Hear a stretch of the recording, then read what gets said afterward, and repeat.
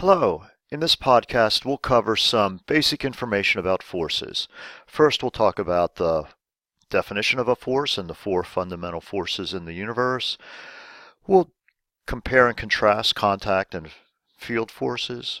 We'll talk about some common forces we'll encounter in our work in this course.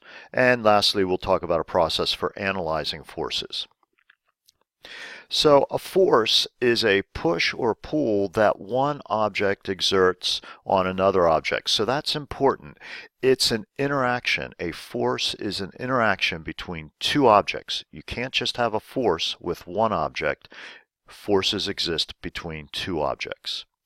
It's a vector quantity, and it has units of kilograms times meters per second squared, or we give that a special term, newtons, in honor of Sir Isaac Newton.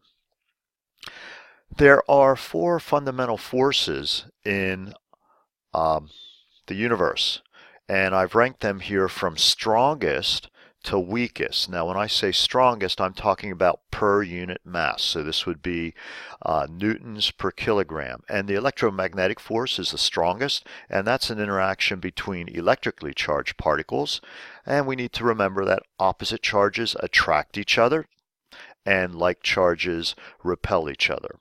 So the opposite charges would create a pull force, the like charges would create a push force. Then there's the strong nuclear force. That's an attraction between subatomic particles such as protons and neutrons, and it's an attraction force. It works over extremely short distances. We have the weak nuclear force, and that occurs in some radioactive decay processes. And the weakest force is the gravitational force, and that's an attraction between particles with mass.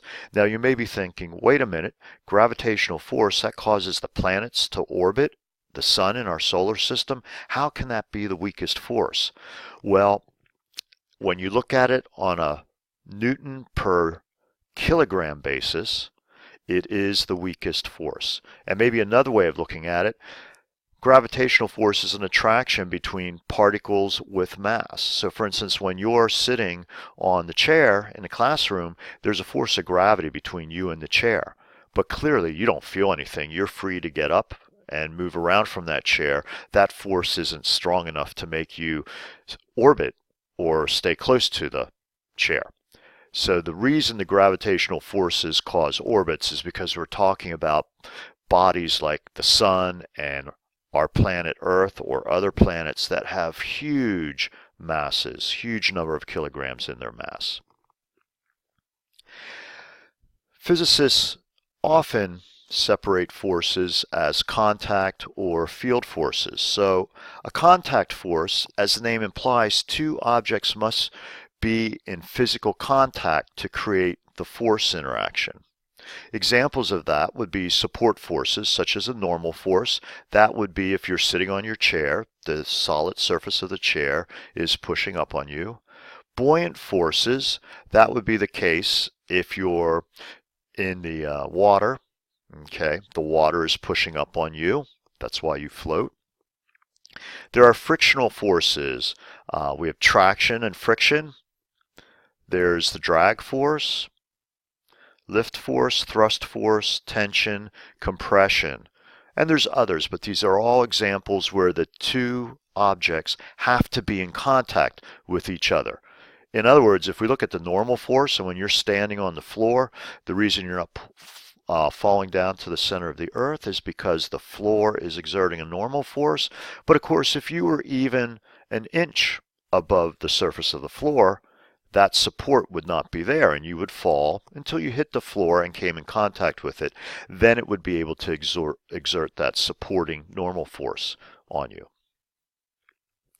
The other type of force is a field force, and here's where two objects do not need to be in contact with each other. The interaction occurs through space. When this happens, the forces get weaker as the distance between the particles increase. In fact, it gets weaker according to the inverse square law.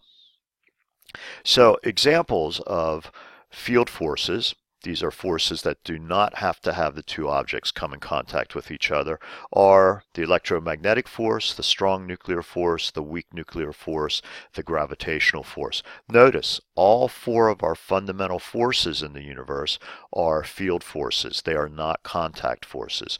So in other words, for the sun to exert a force of gravity on the Earth, it does not need to be in contact with each other. Let's talk about some common forces we'll encounter in everyday life and our course. We break forces into three general categories. There's certain forces that act perpendicular to the surface. They would be the normal force, the buoyancy force, and the lift force. So these only act perpendicular to the object. So for instance, when you're standing on the floor, it can only push on you perpendicular to its surface. Parallel forces are forces that are parallel to the surfaces. So we have the friction force, and that's two solid surfaces hindering motion. The same force when it aids motion, we just give it a different name, traction, but these two are exactly the same force. Just give it a different name based on whether it's hindering motion, that would be friction, or aiding motion, that would be traction. So when you're walking on the floor, it's the traction force of the floor pushing your feet or the soles of your shoes forward. Okay, and that push is happening not perpendicular to the surface, but parallel to the surface. And then the complementary or similar forces for liquids or gas are drag.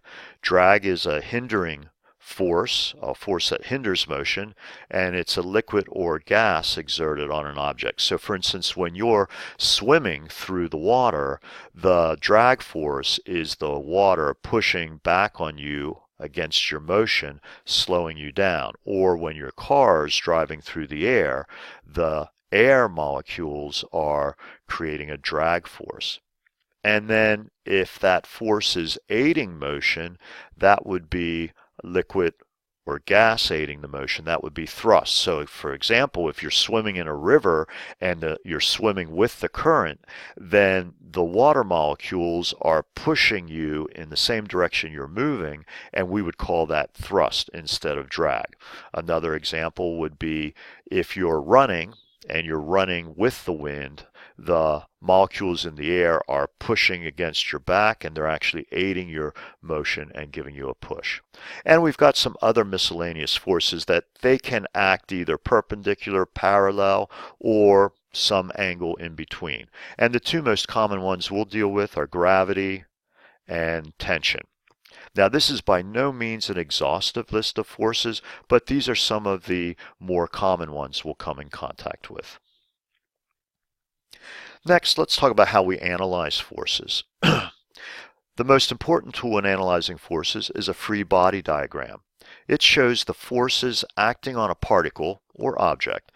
It does not show the forces the particle exerts on its surroundings. So for instance, if you were going to do a force diagram or free body diagram on you sitting on your chair, you would show the forces acting on you, such as the normal force of the chair pushing up on you, the force of gravity, the earth pulling down on you. You would not show the forces that you exert on objects in your surrounding, because of course we know you exert a normal force on the chair, but we would not show that in the free body diagram.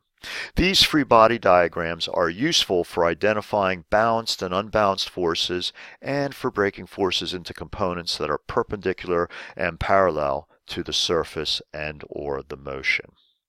Here's an example of a free body diagram. This is for a squirrel sitting on a roof. So we have the normal force. There's only three actual forces. We have the normal force, the roof pushing up on the squirrel. We have the force of gravity, the earth pulling down on the squirrel, and it's pulling down not perpendicular to the roof, but straight to the center of the earth. And then we have the friction force of the roof on the squirrel. Now notice both the friction force and the normal force are created. It's the same, it's an interaction between the roof and the squirrel. The normal force is perpendicular to the surface of the roof. The friction force is parallel to the surface of the roof. Now you may say, why do we have the fourth and fifth force arrows there? And the reason for that is if we look here, our gravity force does not fall on the y-axis or the x-axis. So we have to break our gravity force into its x component and y component. And the reason, you may say, well, why did we rotate these axes anyway? We find it easiest to analyze forces if we make the x-axis or the horizontal axis parallel to the surface. So here's the surface of the roof, and we're just rotating our axis so that the x-axis is parallel to the roof and the y-axis is perpendicular to the roof. We want to find the net force acting on the particle, and the net force is just the sum of the forces acting on a particle. Mathematically, it's the summation sign of all the forces that are acting on that particle or object. So it could be one force, it could be three forces. In this example of the squirrel on the roof, it's three forces: normal force, friction force, gravity force. Notice the component forces do not count as forces. They're just a representation of this gravity force. So they are another way of representing the gravity force, but they are not unique forces themselves. So let's talk about how we analyze forces, and here's the best way. Start with a free body diagram so you fully understand the situation.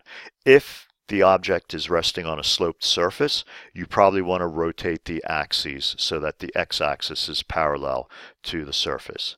Look for any forces that do not lie on the x or y axis, and you want to break them into mutually perpendicular components. The component that's perpendicular to the surface is usually the y component, or we would call that the j unit vector. Parallel components, parallel to the surface, they're usually the x component, or what we would call the I unit vector. If the object is at rest, pick the reference axis to minimize the number of components, and that's best done, as I've said before, by rotating the axes so the x-axis is perpendicular to the surface. If the object is moving, it's usually advisable to make the surface and/or direction of the motion the reference axis again. And the reason for that is we'll usually want to use the forces to calculate some quantity of motion, such as velocity or acceleration, and that's going to happen usually parallel to the surface. Very important here, we need to analyze the components separately. In other words, you can't analyze forces parallel to the surface and forces perpendicular to the surface in the same equation. You must analyze all the perpendicular or y component forces separately and all the horizontal or parallel forces separately. And then if you need to come up with a resultant vector, you can add the two together. And again, if you're adding them using unit vector notation, it's simply a matter of the magnitude of your x component forces times the I unit vector plus the magnitude of the y component vectors times the j unit vector. If you're asked to actually come up with a number for the magnitude, you'll add these together using the Pythagorean theorem, and then to come up with the directional angle theta, you'll use the inverse tangent equation. This wraps up our podcast on the basics of forces. I hope you found this helpful. Have a good day.